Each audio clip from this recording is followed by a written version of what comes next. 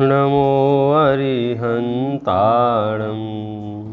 नमो सिद्धाणं नमो आयर्याणं नमो उवज्झायाणं नमो लोये सवसाहूणम् नमः श्रीवर्धमानाय निर्धूतकलिलात्मने सालोकानां त्रिलोकानां यद्विद्यादर्पणायते।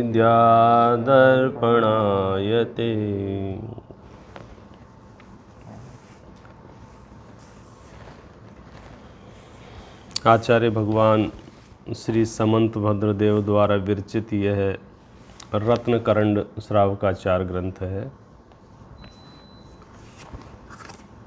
समंत भद्र आचार्य इस युग के बहुत ही समर्थ आचार्य हैं। समर्थ आचार्य इस मायने में कि उन्होंने जो कुछ भी लिखा है उसमें मुख्यतः युक्तियों की रखी है। उन्होंने युक्ति युक्त कथन किए हैं। युक्ति युक्त कथन करने का अर्थ यह है कि उन्होंने जो कुछ भी निरूपण किया है, यहाँ तक कि भगवान की स्तुति भी की है, तो उन्होंने स्तुति करते करते ये बात बताई है कि मैं ये स्तुति क्यों कर रहा हूँ। हालांकि समस्त जैनाचार्यों की अपनी विशेषता रही है, वे हर कार्य में अपना प्रयोजन प्रथम उपस्थित कर देते हैं ताकि कोई गलत फहमी ना हो, मिसअंडरस्टैंडिंग ना हो। हमने मांगलिक मंगलाचरण भी किए हैं तो उसमें बता दिया है कि हमने ये कार्य क्यों किया है। जैसे मोक्ष मार्ग से नेतारम भेतारम कर्म भूभृताम ज्ञातारम विश्वतत्वानाम वंदे तद्गुण लब्धये। तो हमने क्लियर कर दिया कि हमने नमस्कार क्यों किया है, आपके उन गुणों की प्राप्ति के लिए। कौन से गुणों की प्राप्ति के लिए? जिन गुणों की हम महिमा गा रहे हैं। मोक्ष मार्ग से नेतारम, आप मोक्ष मार्ग के नेता हैं, कर्म पर्वतों के भेदता हैं, समस्त विश्व के ज्ञाता हैं। इसलिए मैं आपको नमस्कार कर रहा हूँ क्योंकि मैं भी आपके उन गुणों की प्राप्ति करना चाहता हूँ। समझिए, समंत भद्र आचार्य तो कहा जाता है कि पूरे विश्व में देश भर में विहार कर करके जहाँ भी जाते थे आह्वान करते थे शास्त्रार्थ के लिए, और बहुत चर्चा वार्ता करने के समझो शौकीन आचार्य कि वे जाके लोगों से डिस्कशन करते थे। पहले शास्त्रार्थ के चबूतरे बने रहते थे, आपको आइडिया हो तो हर नगर में एक ऐसी जगह होती थी जहां लोग विद्वान बैठ के शास्त्रार्थ कर सकते थे। ये तो कषायों की तीव्रता बढ़ती गई कालक्रम में, अब वो शास्त्रार्थ वाला वातावरण नहीं रहा है। अब तो मेरा भी सही है और तुम भी सही हो, अब सब सही हैं बोले। शस्त्रार्थ होना हो गया। हाँ, शस्त्रार्थ हो गया है, लड़ने लग जाते हैं, बाल खींचने लग जाते हैं। लेकिन वस्तु स्वरूप के निर्णय के लिए शास्त्रार्थ बहुत सुगम तरीका है कि हम चर्चा में अपने आप को शामिल करें, हम अपनी बुद्धि को पूर्णतया वहाँ समर्पित करके लगाएं कि यही बात सत्य कैसे है, यही बात सत्य क्यों है। युक्तियों से निर्णय करें तो हमारे सामने कोई भी विषय स्पष्ट हो सकता है। युक्तियों का प्रयोग हम नहीं करेंगे तो हमारे सामने विषय स्पष्ट नहीं होगा। आगम का सेवन हम नहीं करेंगे तो हमारे सामने विषय स्पष्ट नहीं होगा। समंत भद्र आचार्य तो बहुत ही प्रसिद्ध, उनकी पंक्तियाँ सुनी होंगी आपने कई। तो एक पंक्ति है, हे राजन यस्यास्ति शक्ति स वदतु पुरतो जैन निर्ग्रंथवादी। हे राजन, मैं जैन निर्ग्रंथवादी विचरण कर रहा हूँ, जिसकी शक्ति हो आके हमसे चर्चा करे। तो हालांकि ये वाक्य ऐसा लगता है पता नहीं वो मतलब क्या कर रहे हैं। मतलब उस समय की बड़ी ही बढ़िया चीज़ मानी जाती थी। राजा महाराजा भी इस बात के लिए बहुत प्रेरणा देते थे कि हमारे नगर में बहुत बड़ी शास्त्रार्थ सभा है। शास्त्रार्थ सभा है माने हमारे नगर में विचारक लोग रहते हैं। आज भी कोई निर्णय होता है पार्लियामेंट में तो क्या होता है, यही है ना कि इस बिल पे हम डिस्कशन करेंगे, और कई बार तानाशाही होती है तो बिना डिस्कशन किए भी पास कर देते हैं, हमको नहीं करना है इस पर चर्चा, हमारा बहुमत है। लेकिन जैनाचार्य ने कहा कि कितना ही बहुमत हो, हम तो चर्चा करके आगे बढ़ेंगे, क्योंकि सम्यक दर्शन का विषय हो, मोक्ष मार्ग का विषय हो, वस्तु स्वरूप के निर्णय का विषय हो, हम जब तक स्वयं युक्तियों का प्रयोग करके निर्णय ना करेंगे हम उस आनंद की स्थिति में नहीं आ सकते हैं। जैसे टोडरमल जी साहब भाव भाषण कहते हैं, वो भाव भाषण कैसे होगा? कान से हमने वस्तु का स्वरूप सुन लिया, आत्मा का स्वरूप सुन लिया, देवसा गुरु का स्वरूप सुन लिया, अब खुद उसका प्रयोग ना करें तो हमें वो फलित नहीं हो सकता है जो भाव भाषण होना चाहिए। सुन तो लिया है लेकिन वो सुना किस आधार पे है? आज्ञा प्रधानी होकर के सुना है तो आचार्य कहते हैं एक स्तर तक प्रशस्त भाव हो सकता है, आप निर्णय में शामिल नहीं हो सकते। आप इतना तो कहेंगे कि मैं ये बात मानता हूँ। कोई पूछेगा क्यों मानते हो, तो आप कहोगे नहीं साहब हमारे शास्त्रों में लिखा है। तो हमारे शास्त्रों में लिखा है ऐसा कथन तो पूरे विश्व के सभी प्राणी करते हैं। जो पाप करते हैं वे भी कहते हैं हमारे शास्त्रों में लिखा है, जो पुण्य करते हैं वे भी कहते हैं हमारे शास्त्रों में लिखा है, जो धर्म करते हैं वे भी कह रहे हैं हमारे शास्त्रों में लिखा है। तो तुम कुछ थोड़ा अलग हटके बोलो। सबने अपने अपने पुस्तकों को शास्त्र कहना शुरू कर दिया और फिर उस शास्त्र के आधार पे वो कायम कर रहे हैं। तो हमारे आचार्य प्रेरणा नहीं देते हैं। ठीक है, अच्छी बात है आगम का सेवन हो, लेकिन आगम का सेवन भी युक्तियों के अवलंबन द्वारा निर्णीत हो कि यही ठीक है। और वो युक्तियों का प्रयोग कौन करेगा? आचार्यों ने निरूपण करते समय प्रयोग किया है, हम ग्रहण करते समय प्रयोग करेंगे। जैसे माल बेचने वाला देते समय स्वयं तराजू पे तौल के देता है, लेने वाला क्या करता है? उस तराजू को ध्यान से देखता है क्योंकि मेरे हाथ में कोई गलत चीज़ नहीं आ जाए। तो वक्ता योगान योग से आपको बढ़िया मिलेगा, शास्त्र बढ़िया मिलेगा, निरूपण बहुत बढ़िया चल रहा है, स्वरूप बहुत बढ़िया बताया जा रहा है, लेकिन आप यदि तराजू पर ध्यान ना देंगे तो वो सुना नहीं सुना बराबर हो जाएगा। तो वो जो माल हमने खरीदा है वो बराबर है कि नहीं है? सामने वाला बेचने वाला स्वयं छांट छांट के देता है, आपके सामने ऐसा लगेगा ये हमको अच्छा निकाल के दे रहा है, लेकिन आपको अपने परिणाम उसमें शामिल करने पड़ते हैं कि इसने जो अच्छा निकाल के दिया है वो परमार्थ से अच्छा है या नहीं है। तो फिर आप क्या करते हो? पूरा काम होने के बाद भी 2 नग निकाल दे, 2 पीस निकाल दे, वही बदल दे। क्यों? क्योंकि पैसा तो हमारा लग रहा है ना। तो ऐसे योग उपयोग तो हमारा खर्च हो रहा है ना। हम कोई भी सिद्धांत, कोई भी मान्यता सिर्फ इसलिए नहीं मान सकते हैं भगवान ने कही है। यहाँ तो हम शुरुआत वहाँ से करेंगे कि भगवान भी भगवान है या नहीं है, पहले ये तय कर लो। उनके अपने लक्षण हैं। सदृष्टि ज्ञान वृत्तानि धर्मम धर्मेश्वरः विदु। ये बात इसमें रत्नकर्ण श्रावकाचार्य में शुरू की कि हमको अपना श्रद्धान ठीक करना है, हमको अपना ज्ञान ठीक करना है, हमको अपना आचरण ठीक करना है। तो श्रद्धान ठीक कैसे होगा? कि सब देवसा गुरु के निर्णय से। कि देवसा गुरु का निर्णय कैसे होगा पहले ये बताओ, फिर उनके लक्षण बताए। फिर प्रश्न किया कि यही भगवान क्यों है? फिर प्रश्न किया कि ये जो आप सर्वज्ञता का वर्णन कर रहे हो, 3 लोक 3 काल को जान सकता है, ऐसा कोई व्यक्ति इस धरती पर हो भी सकता है कि नहीं हो सकता है? तो फिर आचार्य ने सर्वज्ञ सिद्धि की।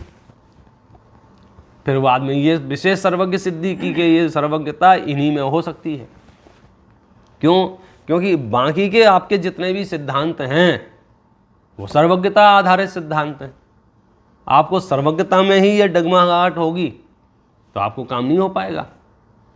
जैन दर्शन का वर्तमान में क्रम नियमित पर्याय का, क्रमबद्ध पर्याय का बहुत बढ़िया और बहुत प्यारा सिद्धांत है। समझने में कहाँ चूक हो रही है मालूम है? सिर्फ इतनी सी बात है कि जो लोग समझना चाहते हैं उनको अपने देव के सर्वज्ञ पने पर ठीक से विश्वास नहीं आ पाता है। वो सर्वज्ञ पने का स्वरूप नहीं समझ पाते हैं। सर्वज्ञ पने का स्वरूप समझ ले तो क्रमबद्ध पर्याय समझने में कोई समस्या ही नहीं है। फिर वो गोल गोल घूमेंगे क्रमबद्ध पर्याय शास्त्रों में है या नहीं है, और क्रमवर्ती पर्याय है और पर्याय क्रम नियमित होती हैं और ऊपर सब कुछ सुनिश्चित हो जाएगा तो फिर हम क्या करेंगे? हम तो खाली खाली बैठे जाएंगे, बोर हो जाएंगे। और तुम बोर नहीं होगे इसलिए वस्तु स्वरूप में परिवर्तन कर ले। फेर फार की बुद्धि जो है ना, वो हमारा संस्कार जो पड़ा हुआ है कर्तृत्व का अनादि काल से, जिस पर्याय में गए आहार भय मैं तो उन परिग्रह संज्ञा रूप परिणमन किया है, तो हमारा मन नहीं मानता है। तो हम उन्हें जो आत्मा का स्वरूप दिखाना चाहते हैं, आचार्य जो सम्यक दर्शन का विषय वस्तु बताना चाहते हैं, वो समझते हुए भी, सुनते हुए भी, चूँकि स्वयं की युक्तियों का अवलंबन नहीं ले रहे हैं, स्वयं को उसमें शामिल नहीं कर रहे हैं, बस सामने वाले ने कहा है, हमारे गुरु ने कहा है, हमारे ग्रंथ में लिखा है, भाई यहाँ से काम चला रहे हैं, तो वो अटक जाती है उनकी गाड़ी। सर्वज्ञ माने क्या? भाव भाषण होना। परिभाषा पता है, जो 3 लोग 3 काल को जानते हैं, लेकिन अपनी अंतरात्मा से पूछो कि सच में तुम्हें लगता है कोई व्यक्ति ऐसा है इस धरती पर जो 3 लोग और 3 काल के समस्त पदार्थों को जानता होगा? समस्त का मतलब समझते हो? पूरी अमेरिका आ गई? अरे अकेली अमेरिका नहीं आ गई पूरे 300 350 देश हैं, सारे के सारे आ गए कि नहीं आ गए? 350 देश नहीं आए, पूरा जम्बूद्वीप है, अकेला जम्बूद्वीप नहीं है। लवण समुद्र भी है, घातकी खंड भी है, कालोदधी समुद्र भी है, असंख्यात द्वीप समुद्र हैं, पूरा मध्यलोक है, फिर अधोलोक है, फिर ऊर्ध्वलोक है। आपको भाव भाषण जो है ना सर्वज्ञता का, हाँ सर्वज्ञ है हमारे भगवान, सर्वज्ञ है, तुम आप उसको डिटेल करके तो देखो ना, तो आपको अंदर से पता चलेगा सच में ऐसा जानने वाला भी कोई ज्ञान है इस धरती पर। तो फिर आपको संदेह पर, अब वो शास्त्रों में लिखा है तो होगा, बस यहाँ से कमज़ोर हो जाता है आपका सम्यक दर्शन, ढीला पड़ जाता है वो सम्यक दर्शन। क्यों? क्योंकि हमने स्वयं युक्ति लगा करके निर्णय नहीं किया है, इसलिए निशंकितपना नहीं आ पाता, इसलिए निकांक्षितपना नहीं आ पाता, इसलिए निर्विकसितता नहीं है, अमूढ़ दृष्टि नहीं है, उपगुण नहीं, स्थितिकरण नहीं, वात्सल्य नहीं, प्रभावना नहीं, वो अंग प्रकट ही नहीं हो रहे हैं। जो हमने बीज डाला है सम्यक दर्शन का, एक पेड़ लगाया है सम्यक दर्शन का, तो यूँ तो लगता है हाँ बीज डाल दिया, पानी डाल रहे हैं, खाद डाल रहे हैं, लेकिन उसमें से वो वृक्ष निकलना चाहिए और उसकी जो छाया होना चाहिए, उसका जो आनंद आना चाहिए सम्यक दर्शन की निराकुलता का, वो नहीं आ रहा है। क्योंकि वो वृक्ष फले फूले तब आएगा ना। हम तो अपने मन से कह देते हैं हाँ हम अनंत भगवान पर भरोसा करते हैं, तुम्हें पता भी अनंत किसको कहते हैं, उनके अंतरंग गुण कौन से हैं, उनके बहिरंग गुण कौन से हैं, उनकी क्वालिटी कैसी है। हम एक गुण की चर्चा करेंगे तो वहाँ उनको ऐसा लगने लग जाएगा। 3 लोग की बात नहीं चल रही है, 3 काल की भी बात चल रही है। काल का मतलब समझते हैं? कहने को तो वो शब्द होता है छोटा सा, अनादि अनंत, लेकिन वो अनादि माने क्या है? अब उसका जो भाव भाषण, अच्छा चलो अनादि हो गया, अनंत हो गया, ऊपर नीचे 3 लोग हो गया, अब कह रहे हैं यहां जितने भी द्रव्य हैं वो सारे के सारे द्रव्य। अब सारे द्रव्य का मतलब क्या हुआ? अनंत तो जीव हैं, अनंतानंत पुद्गल हैं। अब अनंतानंत पुद्गल माने अब कितने प्रकार के स्कंध हैं इसमें, कितने प्रकार के परमाणु हैं, किसी में स्पर्श की मुख्यता, किसी में रस की, किसी में घ्राण, मतलब ऐसे अलग अलग कलर दिख रहा है, अलग अलग रंग रूप दिख रहा है, अलग अलग आकार दिख रहा है पुद्गलों के 3 लोक में, 3 काल में। अब जैसे 3 काल बोलते हैं तो भूतकाल की हमारी जितनी भी पर्याय हैं, कितनी गतियों में गए हैं भूतकाल में। मनुष्य थे, देव थे, नारकी थे, त्रियंश थे। अब वो जहाँ थे वहाँ पर क्या क्या अवस्थाएं नहीं हुई हैं, और जो जो अवस्थाएं हुई हैं भूतकाल में, जितनी भी अनंतानंत अवस्थाएं, उन समस्त अवस्थाओं को, और भविष्य में जितनी होंगी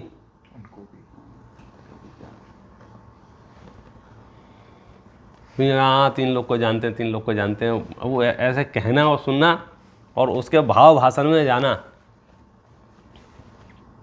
अनंत द्रव्यों के एक एक द्रव्य के अंदर अनंत गुण हैं और एक एक गुण की अनंती पर्याय हैं। अब अनंत इंटू अनंत इंटू अनंत, और उन सबको जानते हैं एक समय में। सेकंड का भी असंख्यातवा भाग,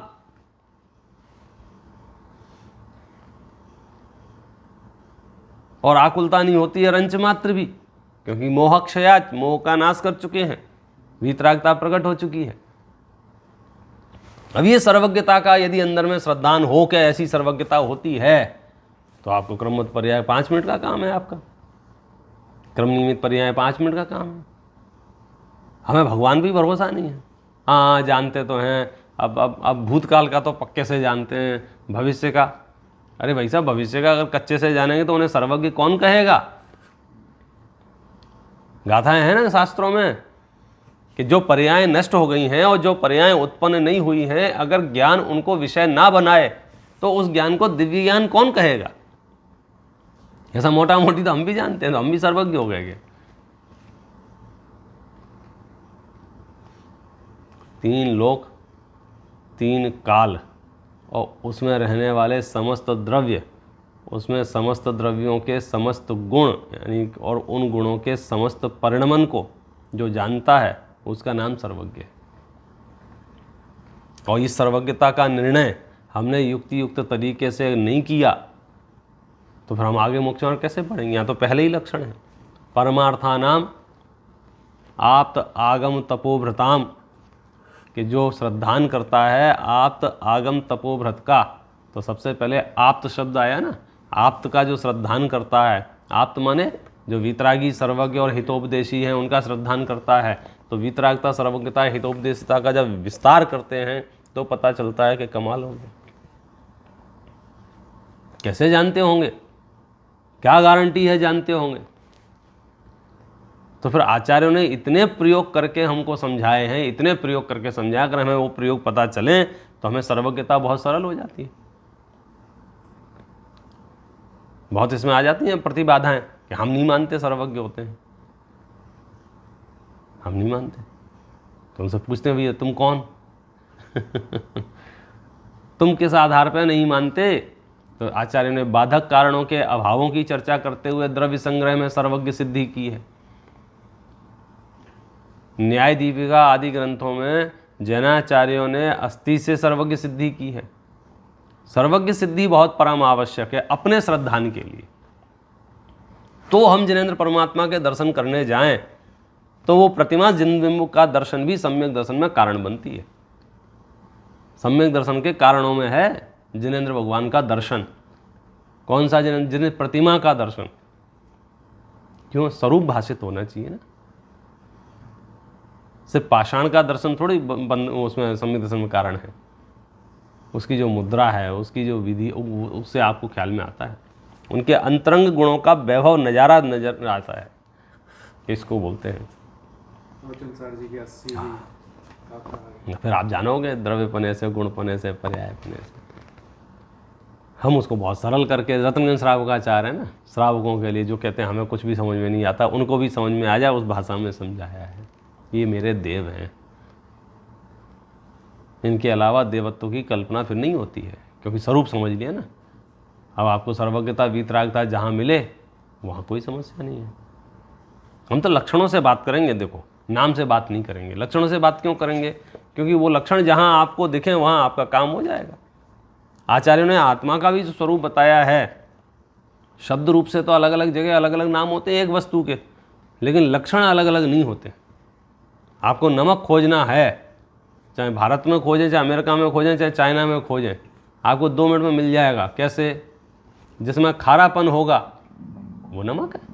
अब कोई उसको साल्ट बोलता होवे, कोई उसको मिठू बोलता होवे, कोई और दूसरा नाम रख ले, कोई फ़र्क नहीं पड़ता हमें तो खारेपन से मतलब था ना। स्वरूप समझने के लिए फिर वहीं घूम फिर के आ जाओगे। शास्त्र अभ्यास परम आवश्यक है, क्योंकि समस्त शास्त्रों में स्वरूप ही तो समझाया है। पूरे समय सार में क्या किया है? पहली गाथा से लेकर के और आज 415 गाथा तक स्वरूप समझाया है। हम भूल जाते हैं, हम सुन के भी अनसुना कर, तो आचार्य ने फिर उसको विस्तार से समझाया। पहले तो संक्षिप्त कथन, थोड़ा कथन करते हैं, ऐसा लगता है कि नहीं अभी काम नहीं हुआ है, तो उसको विस्तारते हैं। हमें लग रहा है हम क्या करें, पढ़ के क्या हो जाएगा, पढ़ के कुछ करो कुछ करो कुछ करो। कभी कभी मन में ऐसा लग रहा है पढ़ लिया, एक ग्रंथ पढ़ लिया, दूसरा पढ़ लिया, तीसरा पढ़ लिया।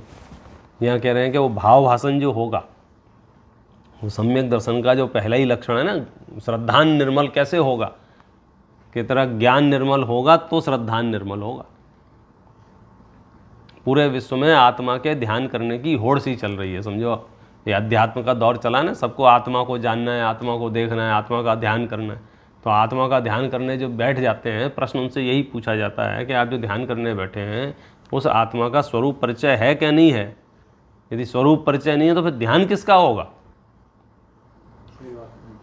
सारा का सारा कहाँ अटक रही है गाड़ी कि सर मैं तो आत्मा का ध्यान करने बैठ जाता हूँ रोज़ 2 घंटे। ठीक है, अच्छी बात है, आप बैठ जाए, बहुत बढ़िया चीज़ है। स्वरूप विचार करना चाहिए। लेकिन उसका बेस क्या, जिसका परिचय होगा उसका ही तो ध्यान होगा, तो फिर पुनः वापस आ जाते हैं।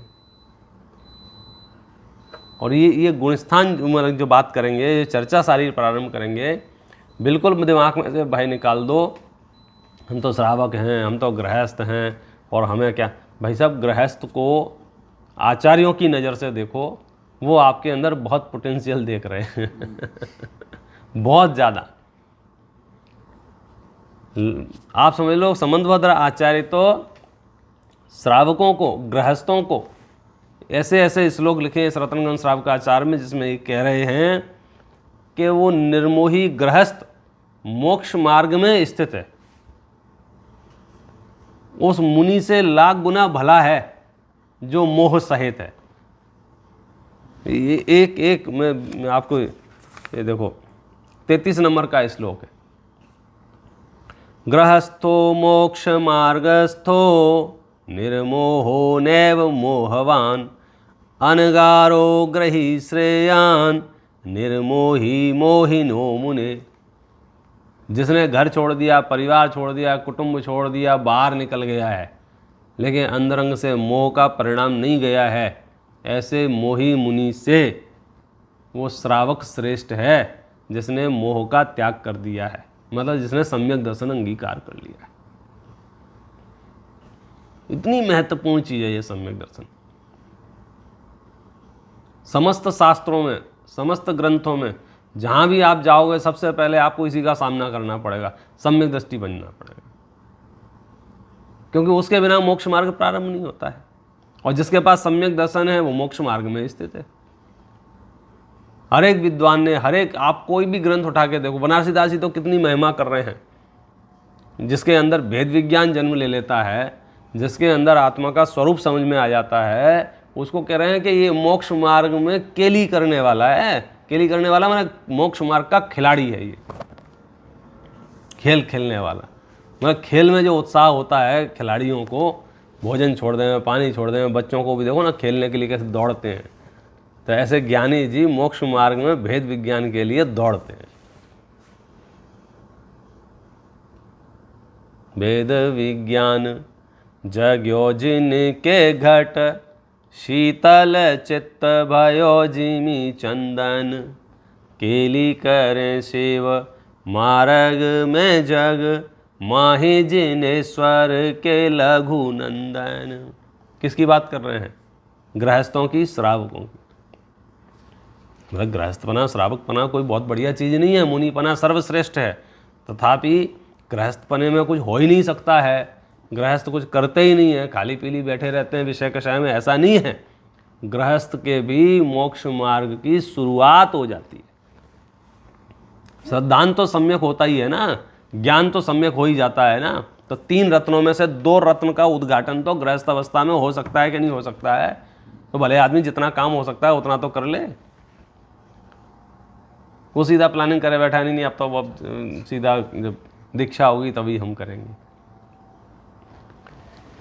वेद विज्ञान जग्यो जिनके घट शीतल चित्त भयो जिमी चंदन केली करें शिव मार्ग में जग माही जिनेश्वर के लघु नंदन सत्य स्वरूप सदा जिनके प्रगट्यो मिथ्यात्व सत्य स्वरूप सदा जिनके प्रगट्यो अवदात मिथ्यात्व निकंदन शांत दशा तिनकी पहचान करें करी जोरी बनारसी वंदन।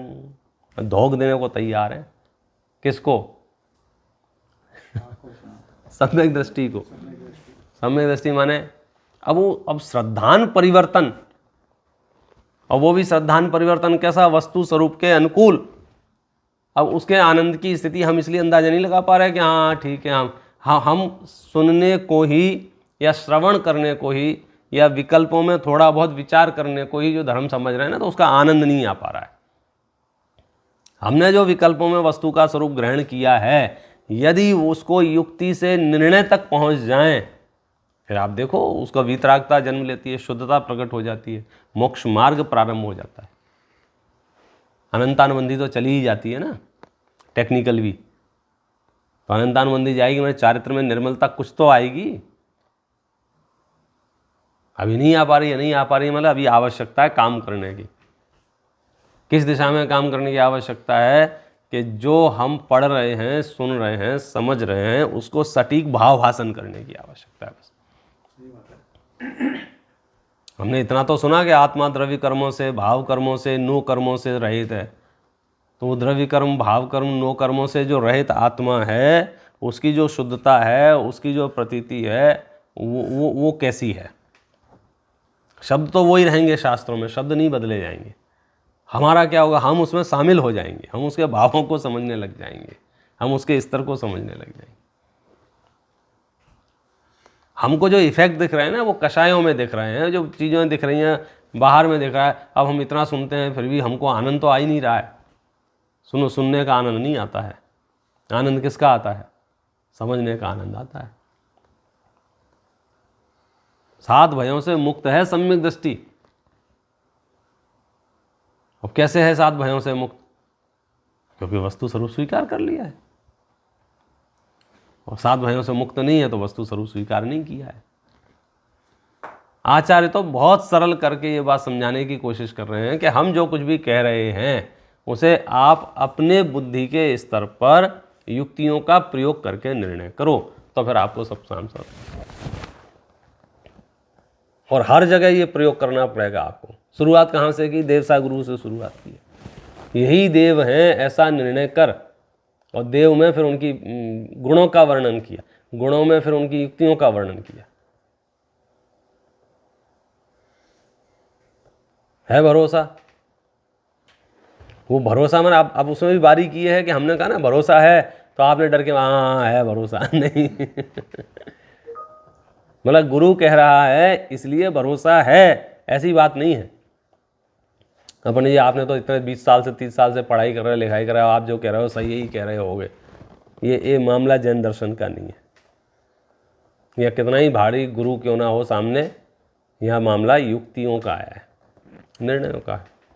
और निर्णय सटीक हैं तो कोई समस्या नहीं है, निर्णय सटीक नहीं है तो समस्याओं की कमी नहीं है। कोई सोच ही नहीं सकता है गृहस्थों के हम सारे निर्णय चक्कर क्या, हम बाहर से बहुत निर्णय कर रहे हैं। हर चीज़ का ऐसा लग रहा है कि बाहर से परिस्थितियां अनुकूल दिख रही हैं ना, तो लगता है अभी सब ठीक चल रहा है, और बाहर से अनुकूल नहीं दिख रही है, सब गड़बड़ चल रहा है। हर एक प्रसंग पे, हर एक बात पे हमको ऐसा लग रहा है। मैं एक आपको सरल बात कहता हूँ। एक घटना ही है, शास्त्रों की घटना है। तीर्थंकर परमात्मा की प्रतिमा है, मंदिर है, और मंदिर में बैठ के एक सेठ जी सामायिक कर रहे हैं। आपको याद होंगे वो सेठ जी, वो दिया जल रहा था उनका, है ना, और वो सामायिक कर रहे हैं। सामायिक करते करते करते करते उनका देह परिवर्तन हो गया। आपको क्या लगता है जब ये समाचार फैले होंगे और लोगों ने देखा होगा तो सब ने मिलके क्या निर्णय किया होगा कि सेठ जी का क्या हुआ है? अधिकांश लोग पॉजिटिव होंगे इस बात को लेके कि चलो ठीक है, अब मरण तो जो हुआ है सो हुआ ही है, लेकिन चूंकि मंदिर में हुआ है, भगवान के सामने हुआ है, और सामायिक करते करते हुआ है, तो हम सब शोक सभा में जो भी कह रहे होंगे, निस्संदेह अधिकांश लोग ये बात मान के चल रहे होंगे कि पंडित जी का मरण तो गारंटी से अच्छा ही हुआ है। कई लोगों तो खुल्लम खुल्ला ने समाधि ही हुई है, अब सारी इससे बढ़िया और क्या हो सकता है, भगवान के सामने मृत्यु आई है। लेकिन पर्दे के पीछे की सच्चाई क्या है कि तुम्हें दिख कुछ भी रहा हो, मामला कुछ और भी हो सकता है कि नहीं हो सकता है। मामला निकला तो फाइल खोल के देखी तो पता चला वो तो ट्रेन की गति में चले गए। परिस्थितियाँ इतनी अच्छी थी, दृश्य इतना अच्छा था, फोटो खींचने लायक, हाँ बहुत बढ़िया, सब अच्छा है। दूसरा एक दृश्य और है, वो मेढक रास्ते से जा रहा है, हाथी उसके ऊपर पैर रख देता है। पैर रखने का मतलब क्या है? मृत्यु। उसकी मतलब मृत्यु भी दर्दनाक मौत ही कहलाएगी ना, एक्सीडेंट है ये, सब हालत खराब हो गई, उसकी आंखें बाहर आ गई, आंतें बाहर आ गई। तो देखने में मौत कैसी है, लोग क्या चर्चाएं कर रहे हैं, क्या हालत होगी बताओ। ऐसी मौत किसी को ना दे, ऐसी ऐसी बातें चल रही ना। और वो जीव यहाँ शरीर छोड़ा है और वहाँ समोसरण में बैठा है, भगवान से बातें कर रहा है वो लोग। हम तो बहुत स्थूल उसमें आ गए हैं। थोड़ी सी बाहर के दृश्य, बाहर की अनुकूलता ठीक लगती है तो हमें लगता है हाँ आप सही मामला चल रहा है, और बाहर की थोड़ी परिस्थितियों का हमें आ रहा है सब गड़बड़ हो गया, सब गड़बड़ हो गया सब। यहाँ कह रहे हैं मोक्ष मार्ग बाहर से नहीं है, अंदर से है। शरीर काम करेगा कि नहीं करेगा, संयोग काम करेंगे कि नहीं करेंगे, अनुकूलताएं रहेंगी कि प्रतिकूलताएं रहेंगी, शरीर में रोग रहेंगे कि निरोग रहेगा, मतलब उससे कोई फर्क पड़ने वाला नहीं है। आपका श्रद्धान और ज्ञान निर्मल है तो आपका रास्ता एकदम सही है, और श्रद्धान ज्ञान निर्मल नहीं है तो फिर कुछ होने जाने वाला नहीं है। बाहर की अनुकूलता कितने दिन की है, शरीर आप कितने दिन, मतलब कभी ना कभी तो ये डैमेज होने ही वाले हैं ना। ये संयोग जो हमने जमा करके रखे हैं, या तो ये छोड़ेंगे या हम छूटेंगे, कुछ ना कुछ तो होगा। सम्यक दर्शन साथ में रखोगे जेब में तो कोई समस्या नहीं है।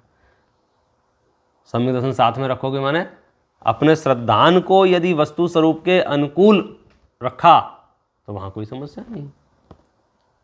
फिर आप बाहर की परिस्थिति कैसी भी बने, क्योंकि बाहर की परिस्थिति हमारे हाथ में नहीं है। शरीर का उदय, शरीर का कर्म का उदय, शरीर की आयु, शरीर की परिस्थिति, संयोगों का बनना, ये इसमें हम क्या कर सकते हैं बताओ। ये शरीर है, ये इतना ही वजनदार क्यों है, ये मोटा क्यों है, ये पतला क्यों है, ये ऐसा रंग क्यों है इसका, हम क्या करें इसमें, कुछ नहीं। कहाँ कर सकते हैं भाई, ज्ञान में कर सकते हैं। ज्ञान में कर सकते हैं माने वस्तु के स्वरूप को यथार्थ समझ के हम सिर्फ निर्णय यथार्थ कर सकते हैं। और हमारा निर्णय यदि यथार्थ हुआ, मतलब इसमें न्याय की भाषा में बोलते हैं संशय रहित, विपर्यय रहित, अनध्यवसाय से रहित निर्णय हुआ तो कोई समस्या नहीं। और यदि हमें संशय, विपर्यय, अनध्यवसाय रहा तो समस्या ही समस्या है।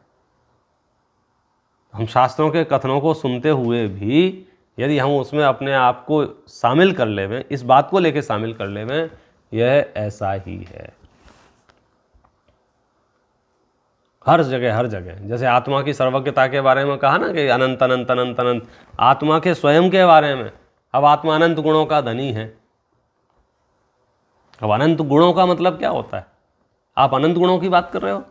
एक गुण का भी यदि यथार्थ श्रद्धा उपज आए, ये पूरी धरती का वीर महापुरुष बन के विचरण करेगा। ये एक गुण का भी, ये मैं समझो विशेष गुण तो आत्मा के ज्ञान दर्शन आदि विशेष गुण है ही। सिर्फ अस्तित्व गुण जो सामान्य गुण है और पहले नंबर का गुण है, इसका भी भाव भाषण हो जाए ना, आधी दुनिया बदल जाएगी आपकी। कौन सी, सिर्फ इतनी सी बात का कि मेरे अंदर अस्तित्व गुण है। और गुण उसे ही कहते हैं किसी भी परिस्थिति में, किसी भी हालत में जो छोड़ के नहीं जाता है, हर मूवमेंट पे। शक्कर के अंदर जैसे मिठास है ना, तो कहाँ ऊपर वाले हिस्से में कि नीचे वाले हिस्से में, वो तो संपूर्ण भागों में, संपूर्ण प्रदेशों में है ना, और उसकी संपूर्ण अवस्थाओं में। उसको कूट दें, उसको पीट दें, उसका गोल कर दें, उसको चौकोर कर दें, उसको चूरा बना दें, कुछ भी कर दें, कोई अवस्था हो उसकी, गुण कहते ही उसे। तो अस्तित्व नाम का मेरा गुण जो है, मेरी सत्ता अनादि रूप है, मेरी सत्ता अनंत रूप है। आप इसका भाव हासन करके देखो, कभी नाश नहीं हो सकता, सवाल ही नहीं है। विनाश प्रूफ हूं। मेरे ऊपर परमाणु बम का भी परीक्षण करें तो मेरा कुछ ना बिगड़े वो वस्तु है मैं। और ऐसे प्रैक्टिकल सोच के देखते हैं तो कोई दो गाली देके जाता है, उसमें लगने लग जाता है, पता नहीं क्या हो गया, अभी तो शायद बेकार हो गया हो। तो हम तो उन्हें बहुत बढ़िया समझ रहे थे और अपने लोग थे, फलाना था ढिकाना था। कोई थोड़ा सा धन छीन लेवे, कोई थोड़ा सा छल कपट कर देवे, कोई थोड़ा सा मतलब दूसरी चीज़ें कोई भी आ जाता, ऐसा लगने कि अब दुनिया खत्म होगी, बेकार है, अब समाज को खत्म होगी। कल अपन ने थोड़ी सी हिंट दी थी ना, या महापुरुषों के प्रथमान योग क्यों आपको प्रेरणा देता है कि जो उसी भाव से मोक्ष जाने वाले हैं, अब उनकी परिस्थितियां देख लो। छाया एक सम्यक दृष्टि है, घर में रहने को नहीं मिल रहा है, आप घर में तो रह रहे हो शांति से, उनसे ज़्यादा पुण्य का उदय है मामले में। हमको लग रहा है कि कोई हमारी सुन नहीं रहा है। यहाँ 3-3 खंड के अधिपति हैं, कोई एक गिलास पानी पिलाने वाला नहीं है बाहर की परिस्थितियों से। और अंदर की परिस्थिति से बात करोगे तो जो मोक्ष मार्गी जीव हैं और मोक्ष मार्ग की यात्रा में आगे बढ़ रहे हैं, कोई सर पर सिगड़ी भी आके रख देता है तो वो कहते हैं हाँ ठीक है रखी रहने दो, हम बाद में हटाएंगे, पहले आत्मा का। अब आप उसकी कल्पना कर लो कि सर पे सिगड़ी रखी है और आत्मा का ध्यान, मतलब कितना वज्र पौरुष चाहिए उसके। सुनने में लगता है वज्र पौरुष, दरअसल बात यह है कि हमारी रुचि परिवर्तन हो जाता है तो फिर हमें दुनिया में कुछ दिखाई नहीं देता है। इंटरेस्ट का विषय है। लोग हजारों फीट से कैसे कूद जाते हैं, उनकी रुचि का विषय है। समुद्र में गहरे कैसे चले जाते हैं, उनका रुचि का विषय है। फिर उन्हें मौत नहीं दिखती कि नहीं दिखती। छत पे पहले 30-40 हजार फुट ऊपर जाएंगे, फिर वहां से छलांग लगाएंगे। डर नहीं लगता है, क्यों नहीं लगता है? ये इसका ही नाम है। जहां आपको रुचि होती है वहां कोई डर नहीं लगता है, भूख प्यास नहीं लगती है, कुछ दूसरी चिंताएं नहीं होती हैं। वहाँ सर्व विषयों को बोल के आप अपने प्रयोजन को सिद्ध करने में लग जाते हैं। जब लौकिक जीवन में इतनी ज़्यादा दृढ़ता आ जाती है सिर्फ रुचि मात्र होने से, चाहे वो फिर वो सैनिक हों, चाहे पानी में डूबने वाले गोताखोर हों, या जो भी हों जगत में, जी तो मोक्ष मार्ग है। यहाँ तो कोई हाथापाई नहीं है, यहाँ तो किसी में पर में हस्तक्षेप नहीं। तो वो जो हमें आश्चर्य लग रहा है ना, वो मोक्ष मार्ग बहुत सहज लगने लग जाता है, वो मोक्ष मार्ग बहुत सरल लगने लग जाता है, बशर्ते हमें पता हो कि श्रद्धान का कमाल क्या है। श्रद्धान का कमाल यही है कि संसार की ओर जो जीव मुंह करके खड़ा था, परोन्मुख वृत्ति थी, आत्मा में उत्पन्न होने वाली सर्व पर्याय बाहर की ओर झांकती हुई उत्पन्न हो रही थी। सम्यक दृष्टि की सर्व पर्याय अंदर की ओर झांकती हुई उत्पन्न होती हैं, भले ही उसका उपयोग शुभ रूप हो या अशुभ रूप हो, भले ही वो विषय कषायों में प्रवृत्ति कर रहा हो या देव पूजा गुरु उपास्ति कर रहा हो। यदि वो सम्यक दृष्टि है तो अमुक प्रकार का कर्म बंधन उसको रुक गया है। क्या बात कर रहे हैं? अनंतानुबंधी संबंधी प्रकृतियां उसको नहीं बनती हैं। क्यों? तो उसका इंटरेस्ट ही नहीं है, विषय ही नहीं, उसको रुचि नहीं है। श्रद्धान परिवर्तन का फल आप कितना उत्कृष्ट है। मिथ्या दृष्टि जीव देव पूजा करते समय भी जो पाप बांध रहा है, घातिया कर्मों की जो पाप प्रकृतियों का बंद कर रहा है, सम्यक दृष्टि भोजन करते हुए भी उन प्रकृतियों का बंद नहीं होता है। अब आप देखो टेक्निकल कितना फर्क पड़ रहा है। किससे? मैं आत्मा हूं ये स्वीकार करने से, मैं शुद्ध आत्मा हूं ये प्रतीति करने से।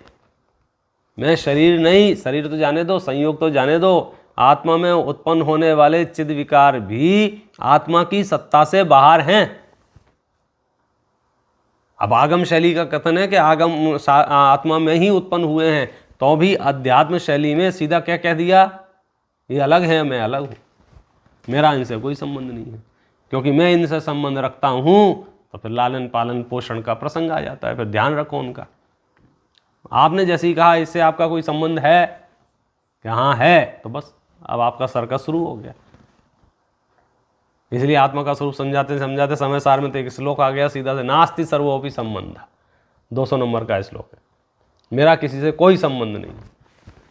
शिष्य कहता है ज्ञेय ज्ञायक संबंध तो है ना, ज्ञेय ज्ञायक संबंध तो है। तो आचार्य कहते हैं कि ज्ञेय ज्ञायक में क्या संबंध है, बताना जरा।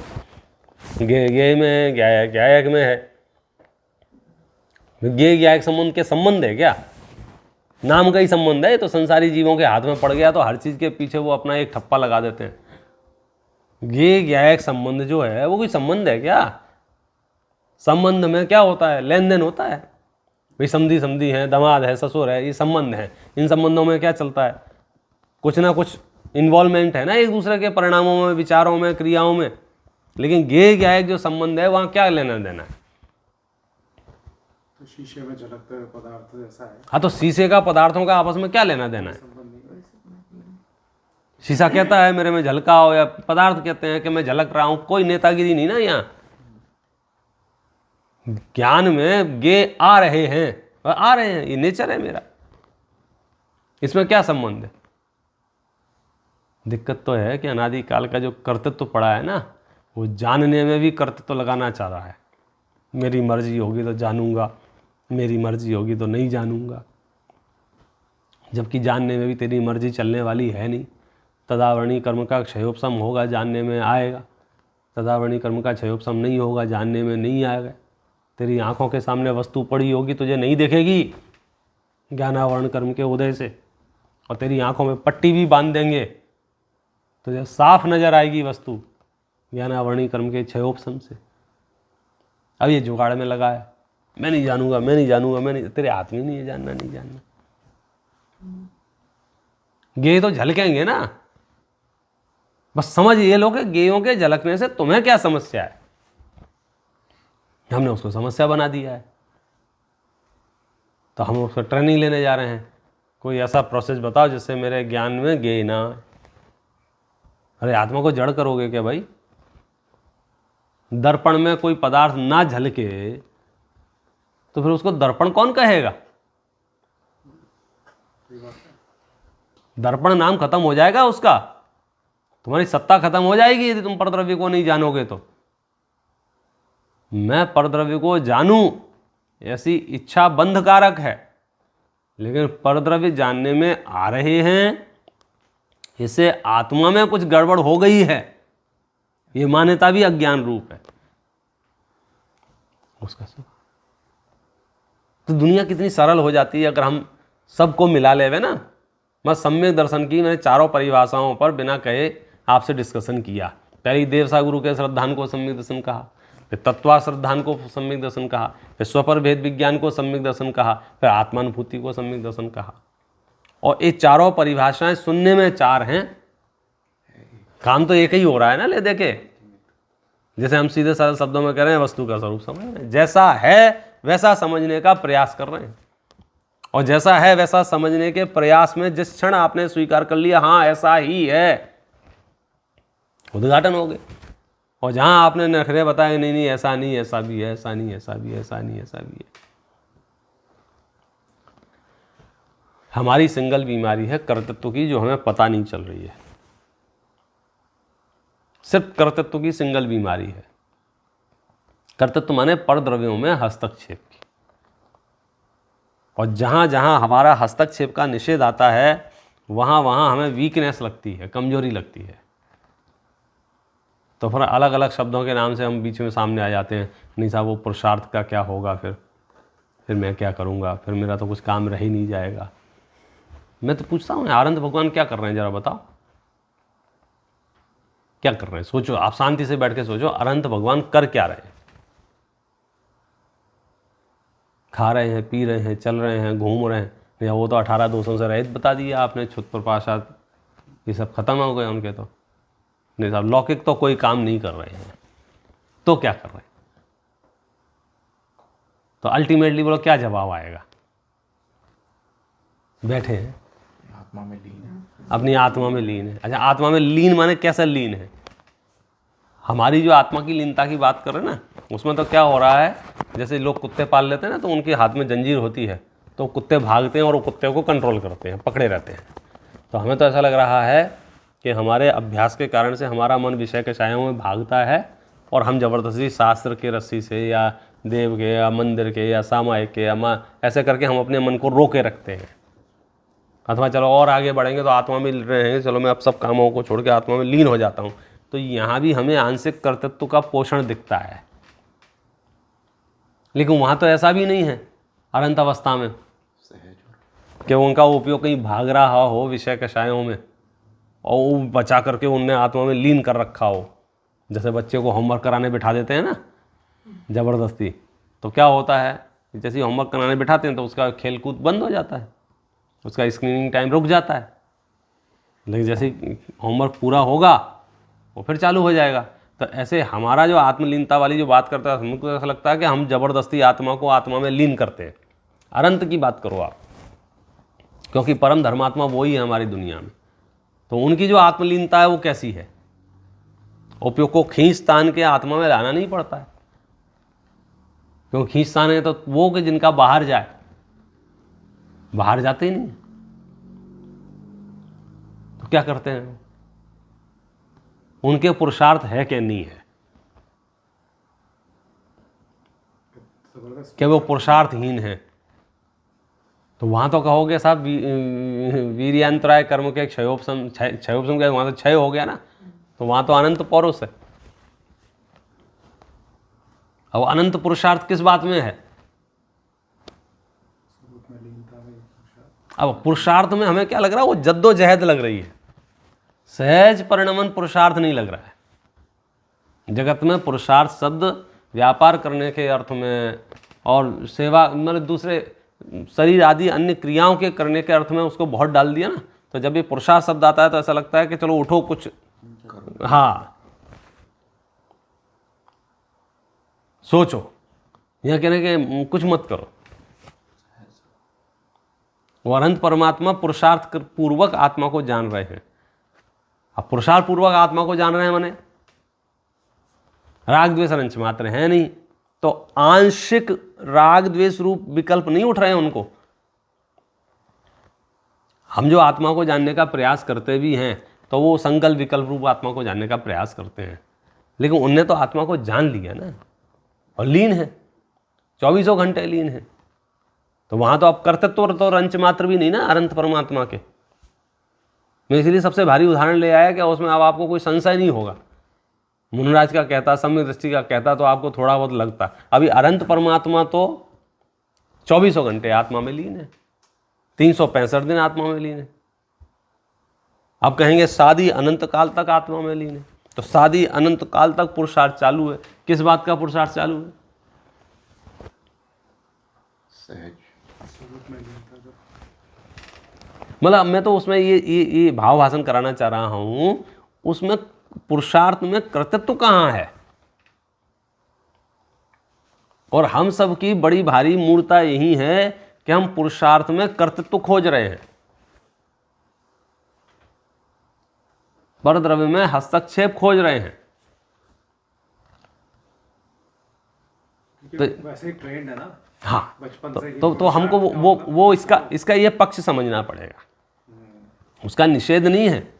चरणानियोग के ग्रंथों में पुरुषार्थ के नाम पर प्रत्येक प्राणी को ये प्रेरणा दी गई है कि आप अणुव्रतों को अंगीकार करो, महाव्रतों को अंगीकार करो, सदाचार का पालन करो। तो भाषा जो है ना वो कर्तृत्व की है, और वो भाषा गलत नहीं है, क्योंकि चरणानियोग में इसी भाषा से बात की जाती है। लेकिन भाव तो हमें समझना पड़ेगा ना। तो इसका नाम नए प्रयोग है। माता क्या कह रही है और माता क्या कहना चाह रही है, ये दोनों अलग अलग होते हैं। माता जो कह रही है अगर उसका गूगल ट्रांसलेट करेंगे तो कुछ और अर्थ है, और माता जो कहना चाह रही है तो भाव अलग है। मैं खेल के देर से घर में घुसा तो माता ने कहा बहुत जल्दी आ गए। तो बहुत जल्दी आ गए अगर इसका डिक्शनरी में अर्थ खोजेंगे तो क्या मिलेगा? मेरा अभिनंदन किया जा रहा है। लेकिन सच्चाई ये है कि वो डांट पड़ रही है। तो हम बिल्कुल शालेंस जोन पे आके शांति से अपने किताब खोल के बैठ जाते हैं, होमवर्क करने बैठ जाते हैं। बच्चा भी समझता है। शब्दों का अर्थ क्या निकला था? जैसे आपकी प्रशंसा हो रही हो, भाव क्या है? ऐसे अनेक घटनाएं हो सकती हैं जब शब्द रचना कुछ और है, अर्थ कुछ और है। इसलिए तो कभी कभी शास्त्रों के अर्थ करने में भी हमको जो कन्फ्यूजन हो जाता है, हम अर्थ करते हैं वो गूगल से, डिक्शनरी से, कि इस शब्द का अर्थ क्या है, इस शब्द का अर्थ क्या है, इस शब्द का अर्थ क्या है, इस शब्द का अर्थ क्या है। और बात कही जा रही है किसी न किसी नए से, अपेक्षा से। तो उस नए तक अगर हम पहुंच जाते हैं तो कहीं कोई समस्या नहीं है, और नए तक नहीं पहुंच पाते हैं तो समस्त समस्याओं का समाधान करने वाला दर्शन भी समस्याग्रस्त दिखेगा।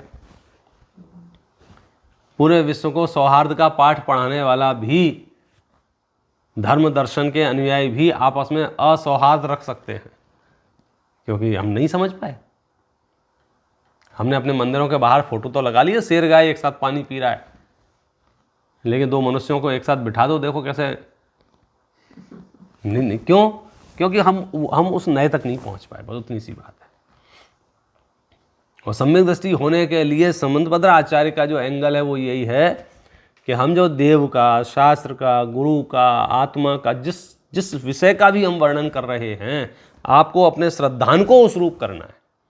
और श्रद्धान उस रूप तब होगा जब ज्ञान में स्पष्टता आती है, और ज्ञान में स्पष्टता आते ही श्रद्धान यदि उस रूप हो गया तो वो ज्ञान स्पष्ट कहलाता है, मतलब सम्यक कहलाता है, अन्यथा वो ज्ञान सम्यक ज्ञान नाम नहीं पाएगा।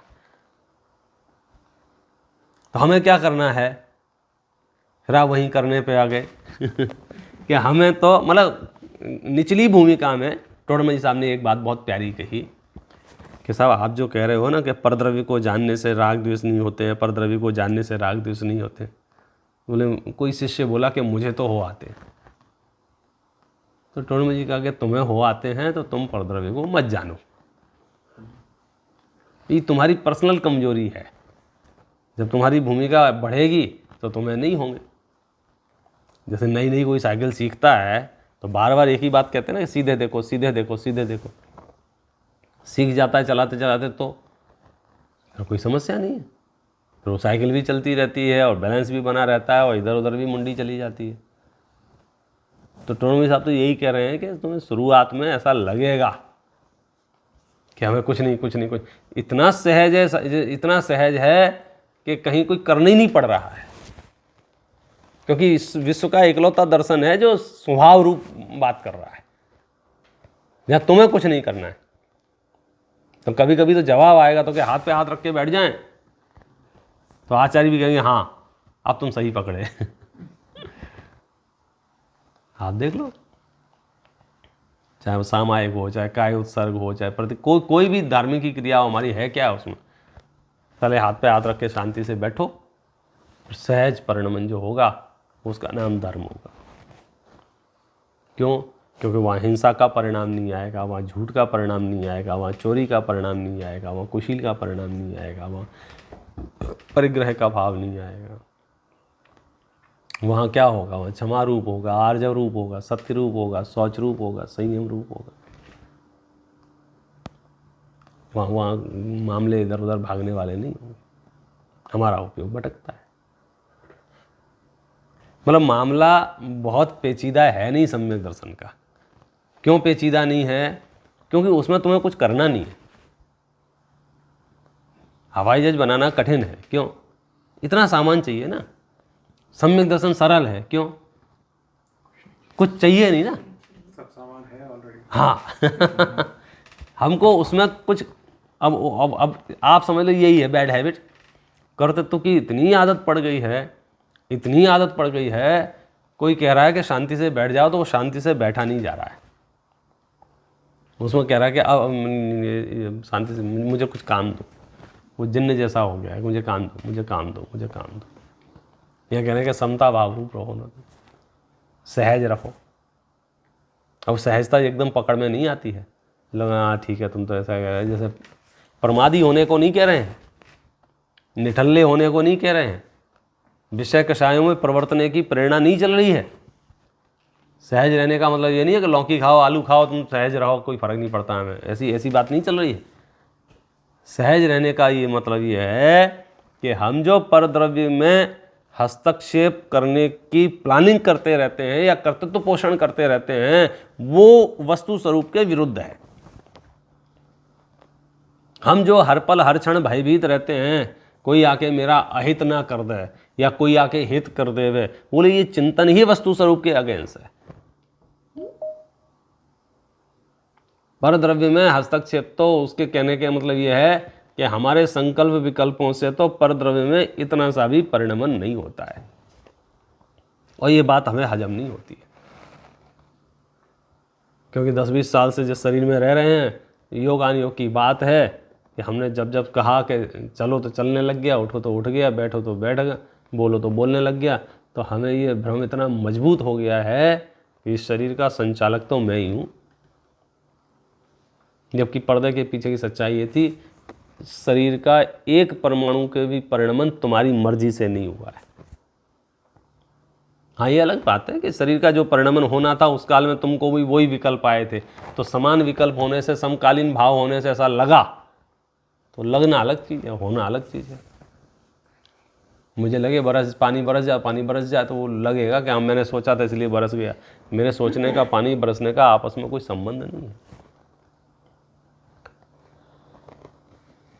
तो हमें तो बताओ साहब हम क्या करें कि तुमने बहुत कर लिया अनादिकाल से, अब कृपा करो।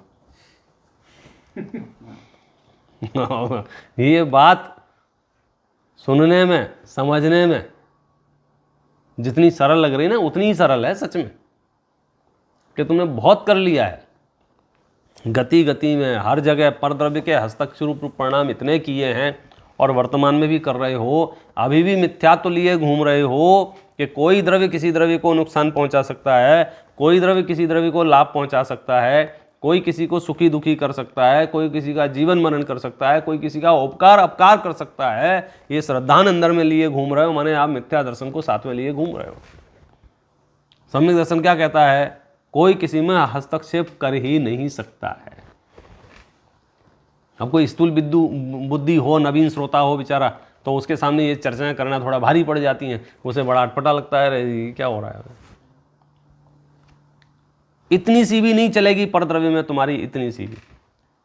अरे फेर फार रूप तो स्वद्रव्य में भी नहीं चलेगी। तुम्हें चलाना ही क्यों है पहले ये बताओ।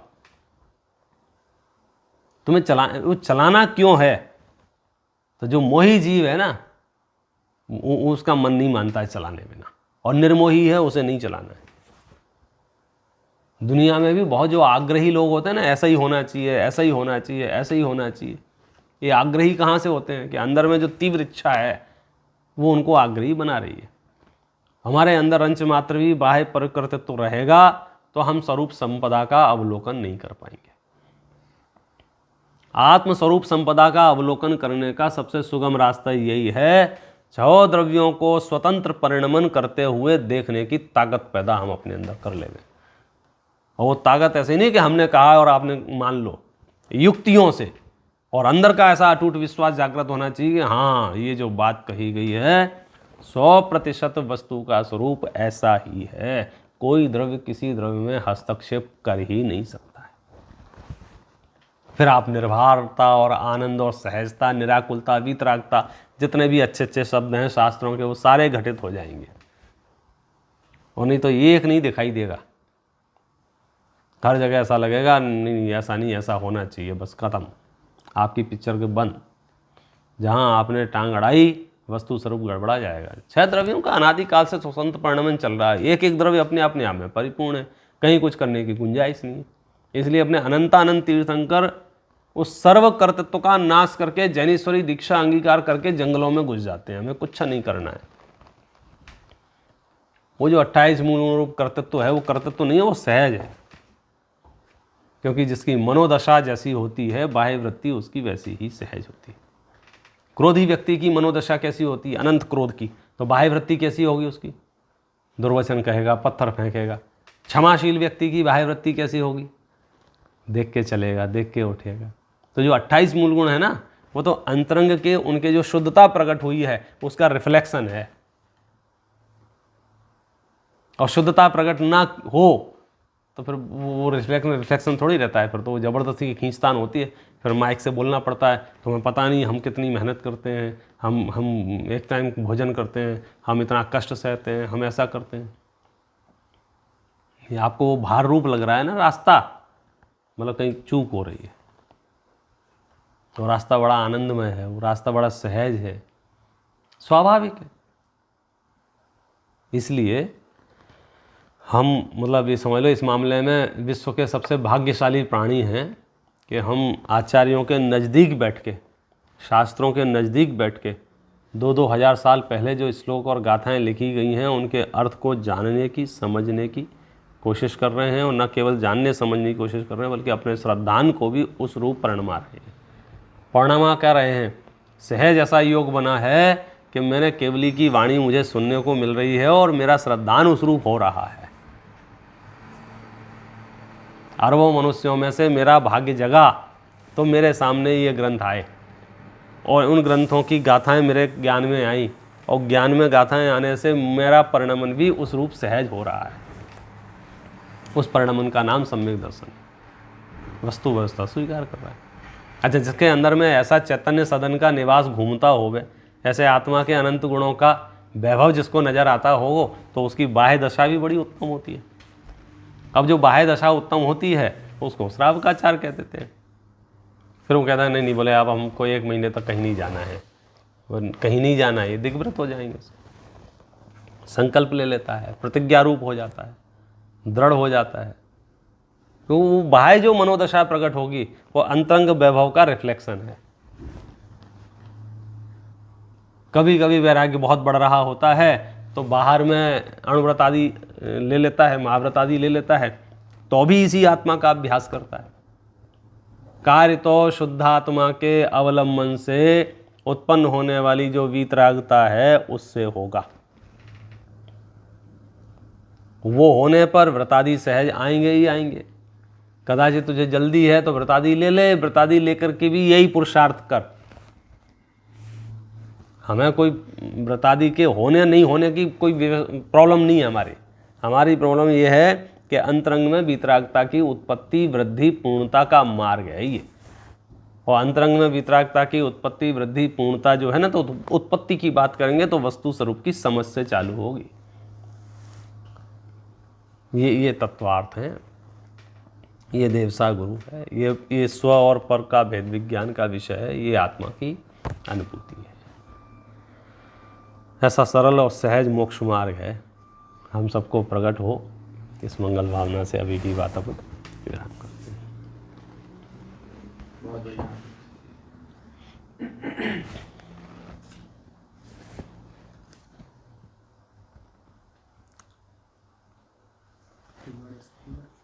किसी का कोई प्रश्न है क्या?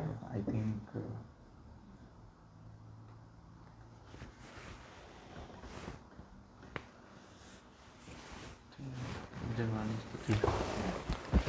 हे जिनवाणी भारती तो हे जपो दिन रैन, जो तेरी शरणा गयो सो पावे सुख चैन।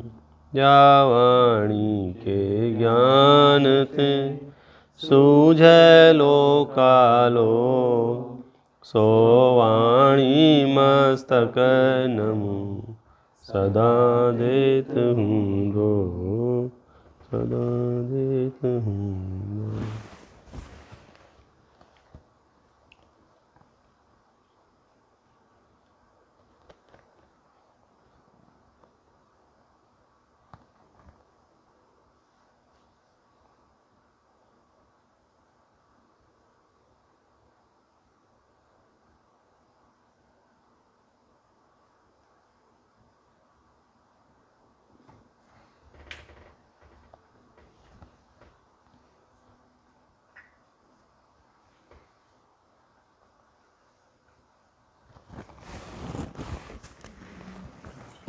जय जय।